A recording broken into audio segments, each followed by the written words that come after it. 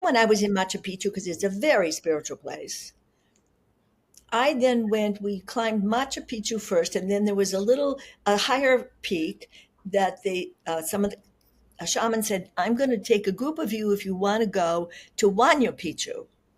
There I am again, me first. I'm very classic Aries. Uh, so so I went, and I must have been 10 or 15 years older than everyone there in the group at that point. I'm 60. I think I was 62 when I was there, 62 or 63. That's how old I was. And so I decided, it's dark, it's slippery. I'm All of a sudden I felt a little bit afraid, but I wasn't going to not stop. So we climbed across this little tiny rope bridge, and I think, oh, this is okay. This is fun, really high up. And then we get on this muddy path, which is a very narrow path. There's the mountain here, and then here's the path, and then there's bingo, drop off. And I'm thinking, whew, this may be more than I need. I was surprised. I mean, I was not, I'm thinking, oh boy, I could use some help here. So all of a sudden, a little bird, and I have no idea what color it was, but it had a beautiful little chirp. And I look up, and on my left, where the mountain was, there's this bird in my eyesight, directly in my eyesight. And I felt that I said, oh, and I felt it was my father's spirit. Mm-hmm. So I said, would you lead my way? And that little bird followed me all the way to the top. And I felt so protected. And I learned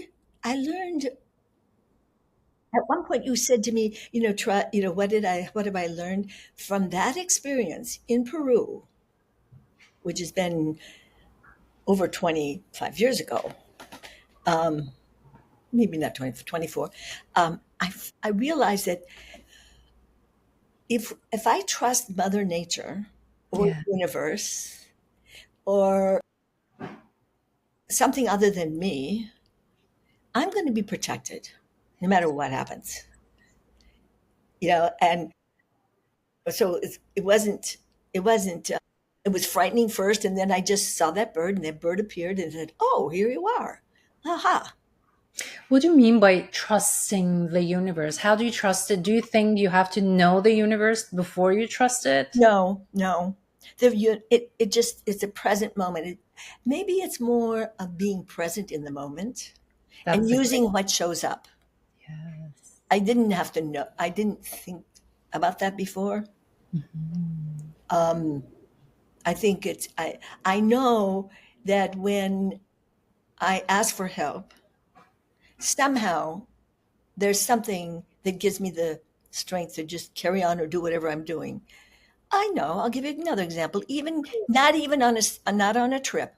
When I was writing my very first big book, which is Food from an American Farm, at 4 o'clock in the morning, I would get up in the 4 o'clock in the morning, and I would work on an old word processor, which is ancient, in the 90s, early 90s. I would get up, and on my windowsill in New York City, across the street from Carl Schurz Park, a dove would appear every morning and stare at me through the window. I guess maybe I turned the light on, and maybe the dove was there all night. I don't know. But I would look up from my word processor, and there she was. I called it a she. And I had the sense, because of my grandmother, loved the mourning doves. And I just had a sense that was Grams. So I would say, good morning, Grams. And so every time I would go in and work on my book, that dove was sitting there looking at me. And I felt very comforted and very supported. I believe you.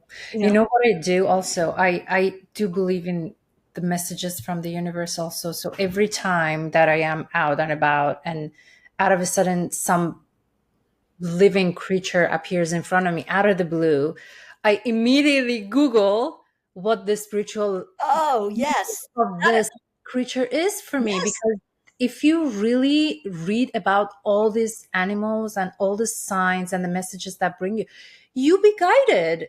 I mean, if you exactly. listen to And that. you and respect it. Do you know it's I'm Yeah. so glad you said that because that reminds me. This was it this summer or last summer? Some horrible news had happened and we've had horrible news every day, it seems like.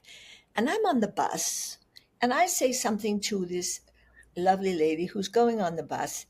And I say to her, I said, it is something was troubling me. And she said to me, she said, I find it interesting. And this was a wise, wise woman. And she was, I don't know how old, but anyway, she said, I find it interesting that human beings are the only people that only speak their own language. She said, the birds and the bees and the fish and all the animals speak each other's language, and they know they're intuitive, they're instinct. She said they speak a language, and we humans, we're animals too, but we don't speak anybody else's language. Oh, And I thought, wow. She said my grandmother told me that, and I said, wow, you are so wise. And it's true. that's so true. It happened on a bus in New York Hmm. City. So you see, the teacher, when the question's answered, when the student's ready, the teacher always appears. Right? And when the student is ready, the That's right. teacher will disappear. Yes. Ah, this is so good. I mean, it's different. And that's what travel does for me. Because traveling teaches me to understand someone else. Maybe it's not for me to practice, but at least I have a better understanding. And this is going to lead me to a tip that I use. And I know it's the opposite of everyone else because that would probably be my nature too. If everybody's going to go this way, I will probably go here.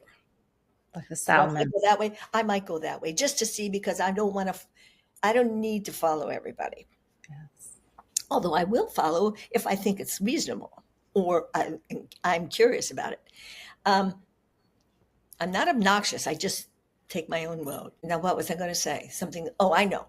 Rather than reading up, I know most of my friends that I travel with are the kind that read up and even try to learn the language. Now, the language I agree with. It's good to have some understanding of the language. You don't have to know the language, but you're never going to speak it right anyway until you get there. And then it may not sound anything like what they're saying. But I don't read up on the travel guide because the travel guide has a certain perspective. It may not be mine. But what I do is when I come home, I read the travel guide to see what that person observed. And sometimes it's exactly the same. I'm not saying they're wrong. I'm just saying, for me, I'd rather go see it, experience it, feel it, taste it, whatever it is, and then I can say, "Ooh, I like this. I don't like it," or "This is really interesting," and how come? And then I check and see if somebody else agrees. And Mm. I know it's the bizarre way of doing it, but it works for me. But it's you're living your life your own way.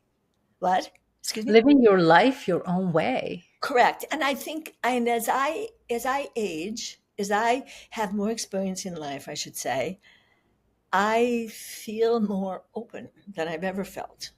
I also feel more comfortable just being me. Um, because that's basically really if we want to be authentic, we have to be ourselves. And I do respect morals and standards and rules and all that stuff, but I might push the rules a little. But I find that travel makes me I feel I'm more informed, a better person because I've had those experiences and I understand more, and it helps me understand someone else that might have that same food, let's say, for instance, for food or whatever, when you go, then you understand why they make it that way or how come. Like I found when I go to Italy, you go to southern in Italy, they put lots of garlic in and they chop it up and it really has a lot of garlic. Now, I'm a garlic lover. I have onions and garlic and all that every day. Not for breakfast usually, unless I'm making an omelet or something. Um, Usually, but I might put it on there too. But if the Southern Italian, the Sicilians, for instance, put garlic and already and everything, and in their sauce, they leave it in and just chop it up, and it's full of garlic. Love it. I just love it. Now, in Tuscany, they take the whole garlic clove. They might smash it, but they leave the garlic. They might smash it to get something with the skin on or whatever. They put it in the oil, and then they take the clove out of the oil. So the oil has the flavor, and it's a very subtle garlic hint. They may make the same sauce, the same everything, but they treat it differently. And so Oh, Tuscan sauces are much lighter with the garlic, but they're using the same exact ingredients. Well, not I shouldn't say exact. but they don't taste the same though. No, they don't, because if you just put a whole clove of garlic in olive oil, it gives a nice slight hint of garlic. Whereas you put the garlic self in it, especially if it's been chopped up, it's much stronger. You get all of the garlic. You Mhm. see, but it's the same sauce. It's the same tomato. It's a tomato sauce made with fresh tomatoes above. Some home cooks keep the skin and the seeds in it. The next place takes all the skins and seeds out. But it's just okay to understand that. Right, It right. depends on what your mood is, you know. Because I like garlic and everything. Garlic is very healthy for you. I mean, Yes, for yeah, both. right. How does being a stranger in a place that you've never been teach you about trust and resilience? That's an interesting question. Immediately, what came to mind is Yes. that I made the choice, which now I don't know if I would do this again. I was in Singapore and I was at a museum by myself, and I met this woman. We struck up a conversation, and for the life of me, I can't remember where she was from. She was not English. She wasn't American. I don't think she was English, but she spoke English very well. And she said, I'm thinking of going to Malaysia. And she said, would you like to go? Let's go tomorrow. So I said, fine. I didn't have anything planned. I was visiting a friend, and he was very busy, so whatever. So I told him I was going to go. He took me to a bus station. The two of us got on the bus, and we went into Malaysia. Now it was going from Singapore is close to Malaysia. Okay, it wasn't a big long bus drive, and it was a very unique experience. But it was very foreign to me. By that I mean, I think she and I were the only two people that spoke basically English, except for there was a driver that did speak some English. So we got off the bus in Malaysia, and I'm looking out the window and I'm thinking, what have I done? I didn't even know where I was really going, and I didn't really seem to care. I don't know why. It was so adventurous. And, well, I know why that, but I just thought, gee, I wonder if this is really wise. And, Did you not feel safe? well, it turned out to be very safe. But Okay. it was so foreign, it was different. And then as the day went on, it kept getting longer and longer. And then I'm thinking, no, okay, how are we going to, I mean, the bus was late, okay, all those things. And I thought, this might not have been the best idea. But as it turned out, I got home late, and the guy that was expecting me, he was a wreck because I didn't answer my phone because I was out of range, right? Mhm. It was an adventure. I didn't feel uncomfortable when I was there watching changing of the guard and being a tourist and just appreciating and going into museums there. And and all these places and just kind of experiencing it. But then I thought, I really don't have a major plan out here. I mean, I'd sort of like to know the beginning and the end. And I thought, well, here I am with a woman I don't even know, but now I've gotten to know her. And I thought, but I'm here. What was so special about Malaysia I that think stuck to mind? what brought Until to mind, it was just the uniqueness of it. It was unique. And I thought have, the people are so beautiful, but the people are beautiful everywhere. Some of the faces of some of those women were just so gorgeous. I was just, but I felt the same way in India, but it was a different kind of face. But the Malaysians were just so beautiful, and their spirit was just so moving. And I remember specifically there was a woman who was in uniform, and she had authority. I could tell she was like the captain of the police or whatever, and she was so helpful, and she was so kind, and yet she looked so awesome and important, and probably could be really tough, Mhm. and yet she was very kind. I think, but I know that that's my recollection of that. That's been a long time ago, but it's my recollection is just that sweet, sweet face and the kindness. But that's true almost everywhere. So it's not special to Malaysians. But the Understood. food was delicious. Oh, okay. Was it similar to any kind of other cuisine that you have explored? Well, I found the Turkish cuisine is delicious. And I have a new appreciation for halava. The I know, We do that. We have that too. I know you do, yeah, Yeah. yeah. Yeah. And also, I have a new appreciation for different kinds of gelato. Okay. In Let's see, when we were in Turkey, we were in a town, some visiting. Um, it was a whole unique experience, I should say, a little bit, but about the food, the consistency of gelato in Turkey is almost like taffy, whereas the gelato in Italy is creamier and softer, more like an ice cream. And it's just fascinating to me to taste the same thing, or you can also to taste the same product, but it's totally different. You know what I mean? It's like that gelato. That was Turkey, but also I tell you, we took a cruise in the Aegean Sea on a vessel on a ship that was now for people, but it originally housed the barrels of olive oil. And it was fascinating where the back of the ship was, and there were strangers on that trip, but there was about, I think there were 10 or 12 of us in that group. And the back was where we had a communal table for everybody ate, and the captain and so forth. And then down in the hole down were all the little cabins. And what we would do is the boat would drop us on one side of a little mountain or a hiking area. We get off and we'd hike over the mountain and meet the boat on the other side. And then so like they leave us early in the morning. We'd trundle off. We'd get off the boat. Let's see, do we take little like little, yeah, like a tender, got off a boat in little canoes or little boats, and they'd take us to the shore and drop us there and pick up the next batch. Then we get on the trail.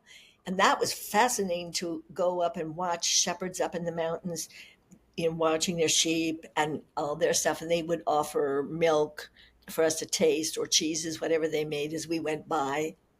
And then over on the other side, and then we'd come down and we'd see the ship down there. And then, of course, we'd all hustle down because we were hot and hot and sweaty and so forth and so on. And then some of us jumped in the water and swam to the tender because it's too hot.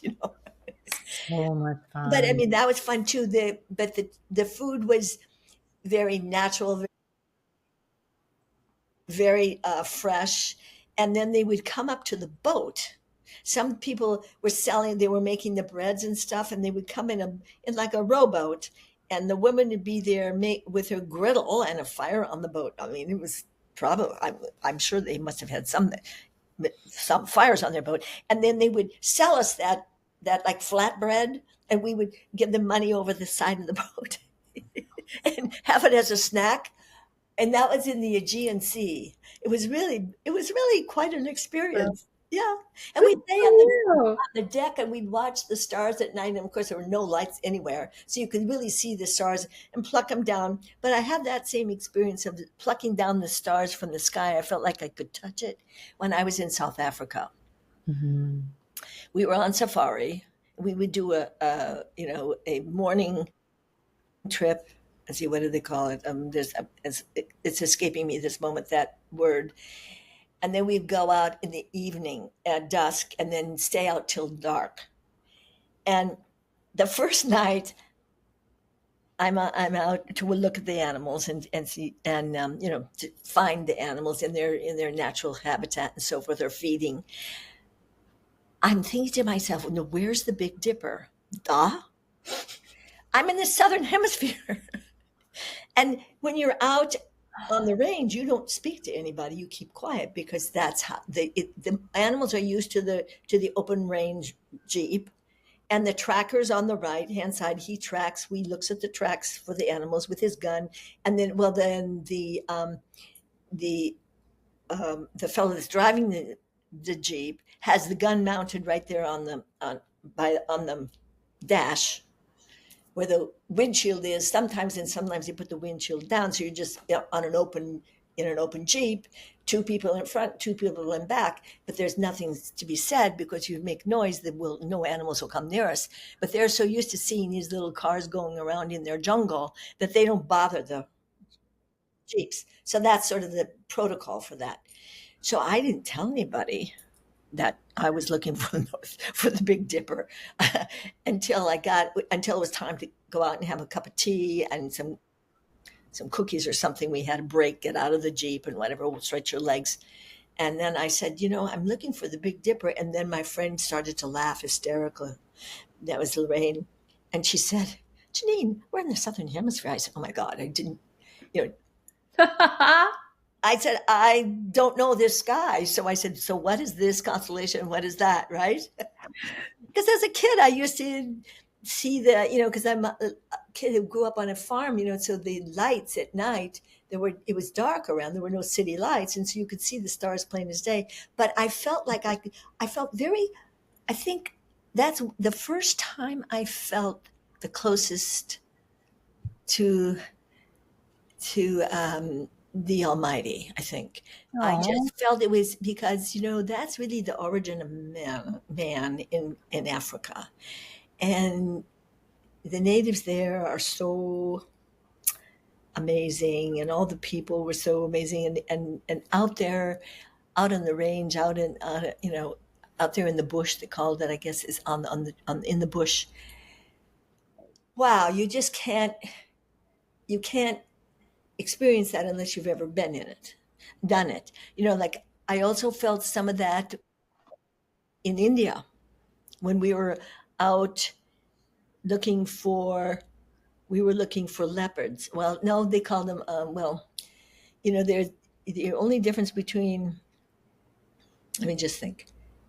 There's a leopard has certain spots, and there's another cat that looks exactly like a leopard, but it has different spots. Now, just a minute. It'll come to me. Anyway, so like we were out on the range for that too. And, then you just realize how fabulous nature is, and how sitting still and just watching and waiting for an animal to come out of its cave or something like that, that is a spiritual experience. There is so much wisdom and knowledge in just looking at the nature and see how things go, because they are abiding by the natural law of the Exactly. universe. You're right. And thank you for pointing that out. And that's what they do. And it doesn't matter who else is looking. Exactly. Yeah. And they do what they normally do. I remember what I thought a cougar. It's a cougar versus Sure. so I knew it was coming to me. So I saw the faces and I was always looking for movement. That's what you want to do. You look for movement. And the tracker, this is in India, and I've skipped from Africa to India, said to me, "Boy, you have good eyesight." Because I can see far distances now because of I have cataracts. My cataracts were taken off, and whatever lenses they put in my eyes are just pretty good for distance. I have wear reading glasses to see close, right? So I could see, but the thing is to look for movement in the bushes and so forth. That's how you find the birds and the wild animals. So I saw this face of the cougar, and I thought, oh, that's a sweet little deer cougar, just like a little sweet thing. Well, of course, we weren't very close. And as he came out of his cave and past the bushes, as he's walking up this huge, like a big round stone that looked like a mountain, he's going like this, and he's kept getting longer and longer. And I thought to myself, he's like a train. I mean, it was like I thought it was his little cat. It wasn't a little cat. It was the 18-month-old cougar that was considered a baby, but he looked pretty big to me. And he got to the top of the rock, and then he howled something, or not really loud, but you could see him open his. I've got a video of it, and his brother came up, and the two of them were up there on top, you know, like cats do. They kind of nestle with each other. They weren't fighting. They were just kind of rubbing each other's necks, and they were definitely affectionate, and they were twins. It was such a wonderful experience to watch this little thing turn into this large cat.